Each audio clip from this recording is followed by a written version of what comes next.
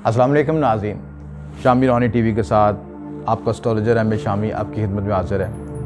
नाज़रीन, आज का टॉपिक हमारा एक ख़ुसूसी तो वैदिक एस्ट्रोलॉजी के ख़ास योग पर है जो कि हमें तन्हाई और परेशानी के बारे में बताता है। ये ऐसा योग है जो आपकी अंदरूनी पर्सनालिटी के बारे में डिस्कवर करता है। आपने देखा होगा बहुत से लोग माशरे में खुशहाल ज़िंदगी गुजार रहे होते हैं, गाड़ियाँ भी होती हैं, कोठियाँ भी होती हैं और माशी तौर पर बहुत मुस्तकम होते हैं, लेकिन जब आप उनकी अंदरूनी पर्सनैलिटी का तज़किया किया जाए तो वो एक बहुत महरूम ज़िंदगी गुजार रहे होते हैं, तन्हाई का शिकार होते हैं और ऐसी ज़िंदगी गुजार रहे होते हैं कि जिसमें उन्हें किसी रिश्ते और किसी ताल्लुक़ पे यकीन नहीं होता। आप ये देखें, बहुत से अमीर लोग और जब वो ज़िंदगी में स्ट्रगल करके किसी मकाम पे पहुंच जाते हैं और उनके पास दुनिया की तमाम आसाइशें मौजूद होती हैं और वो दुनिया में बड़े अच्छा रोल अदा कर रहे होते हैं, हंस के मिल रहे होते हैं लोगों से, खुशहाल ज़िंदगी गुजार रहे होते हैं, लेकिन जब हम अंदरूनी ज़िंदगी का उनको तज़किया करते हैं तो इंतहाई डिप्रेशन का शिकार महसूस होते हैं। वो एक ऐसी नफ्सियाती खौफ के अंदर शिकार का बायस होते हैं कि जिसका उन्हें ख़ुद भी मालूम नहीं होता।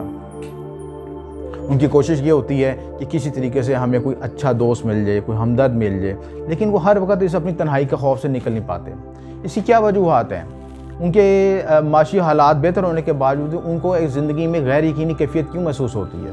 इन तमाम सवालों के जवाब हम इस वीडियो में डिस्कस करेंगे और जायचे में देखेंगे कौन से ऐसे योग होते हैं जो कि ऐसी कैफियत का बायस बनते हैं।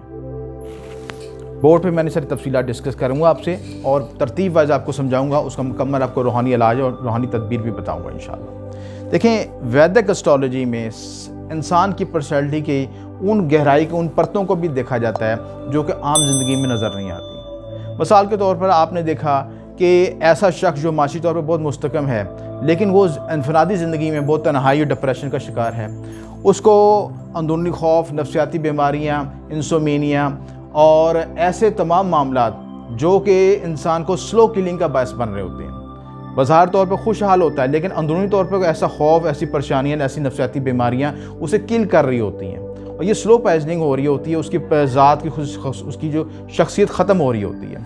तो ये तमाम तफसीलात इसमें हम डिस्कस करेंगे। इस दोष को कहते हैं केम धर्म दोष। केम धर्म दोष ये आपके ख़ास दोष होता है। ये दोष उस वक्त बनता है, ज़ायचे के मुताबिक आपको बता रहा हूँ, कि जब स्यारा कमर के पहले और बाद में घर में कोई स्यारा का मौजूद ना हो। नहीं, मिसाल के तौर पर आपका ये 7वें घर में कमर मौजूद है और इसके 6ठे घर में और 8वें घर में कोई स्यारागन मौजूद नहीं है, तो ऐसी हालत में इसको हम कहते हैं केम धर्म दोष।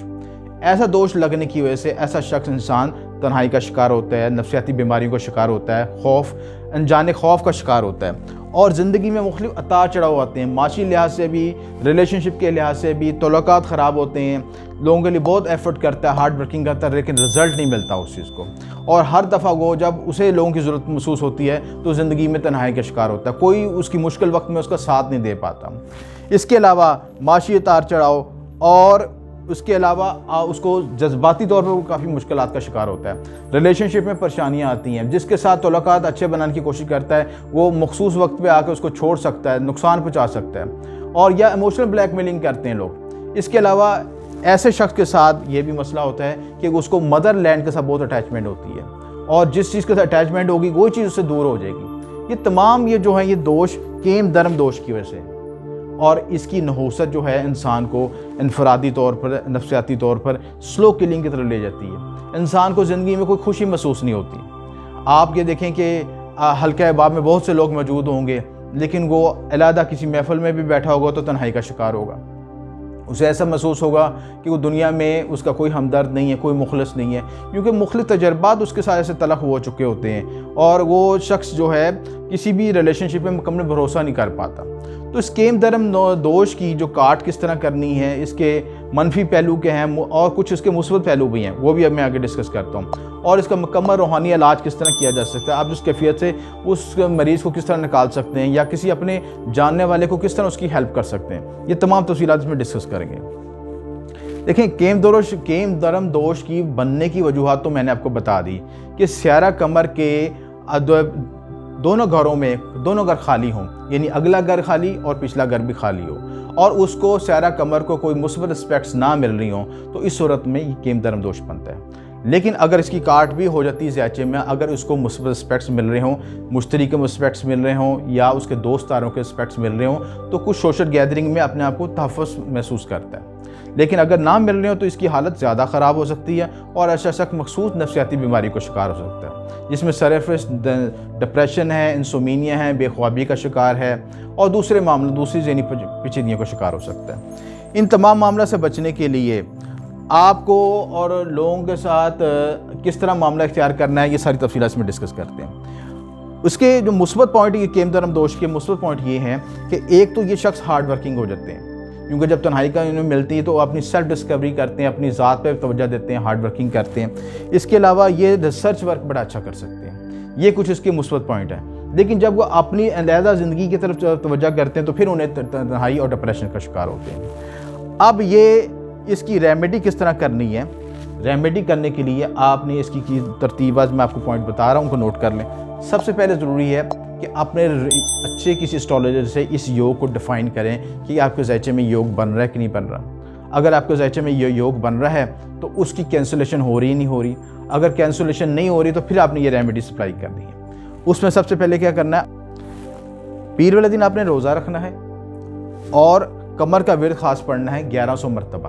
کمر کا ورد خاص ہے یا اللہ یا رحمان یا رحیم اول آخر درود شریف کے ساتھ۔ جس شخص کے یہ ذائچے میں یوگ بن رہا ہو اس کو مسلسل طور پر یہ ورد پڑھنا چاہیے، اپنے لائف سٹائل کا حصہ بنانا چاہیے اور اپنے دن کا آغاز کمر کے ورد سے کرنا چاہیے۔ اس کے بعد آپ نے آٹا، نمک، چاول کا صدقہ کرنا ہے ہر منڈے والے دن، پیر والے دن۔ حسب تفیق کر لیں، 1.25 کلو کر لیں، زیادہ بھی کر سکتے ہیں۔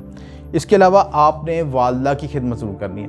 ایسے لوگ جن کی والدہ حیات ہے اور ان کے ذائچے میں یہ دوش بن رہا ہے، یہ یوگ بن رہا ہے اور یہ اس کیفیت کا شکار ہے، اگر وہ والدہ کے ساتھ تعلقات اچھے کر لیں، ان کی خدمت کریں تو ان سے خصوصی ان کو بلیسنگ ملے گی اور اس یوگ کی بھی نحوست میں کمی آئے گی۔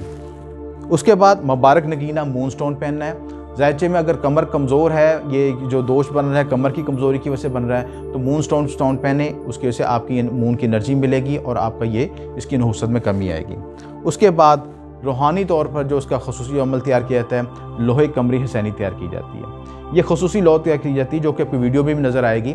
یہ خصوصی نقوش لکھے جاتے ہیں شرف کمر میں، اور اس کی نحوست کی وجہ سے جن لوگوں کے ذائچے میں یہ یوگ بن رہا ہے، ایک تو ان کو پیسے جمع کرنے میں مشکلات آئیں گی، سیونگ نہیں ہوگی، دوسرے مسائل ہوں گے، پراپرٹی سے متعلق مسائل ہوں گے، ریلیشن شپ کے مسائل آئیں گے، والدہ سے اختلافات ہوں گے۔ ان تمام معاملات کو بہتر کرنے کے لیے لوہے قمری حسینی بنائی جاتی ہے۔ اس کے علاوہ آپ نے خصوصی طور پر ایک آسان ریمیڈی بھی بتا رہا ہوں کہ چاند کی روشنی میں مسلسل بیٹھیں۔ خصوصی طور پر جب آپ کا فل مون ہو یا 14ویں کا چاند ہو تو اس وقت کی روشنی میں خصوصی بیٹھیں۔ جو چاند کی جو ویوز آئیں گی، جو آپ کی شعائیں آئیں گی، وہ آپ کی اس نحوست کو کمی کا باعث بنے گی۔ امید ہے ناظرین اس یوگ کو میں مکمل آپ کو گائیڈ کر سکا ہوں۔ اس میں کوئی بات نہ سمجھ آئے تو نیچے کمنٹس میں ڈسکس کیجیے گا۔ آپ کا بہت شکریہ۔ ایم اے شامی۔